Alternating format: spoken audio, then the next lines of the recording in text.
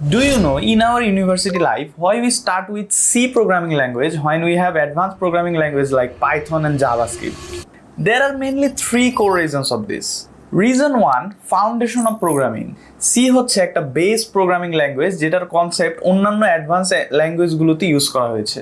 তাই কেউ যদি সি ভালোভাবে শিখে তাহলে তার জন্য অন্যান্য ল্যাঙ্গুয়েজগুলো শেখা ইজি হয়ে যায়। The second reason is speed and efficiency.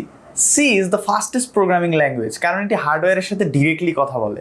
তাই অপারেটিং সিস্টেম, এমবেডেড সিস্টেম এবং অন্যান্য হার্ডওয়্যারের কাজের জন্য C অপরিহার্য। Third reason is understanding the core concepts of computer.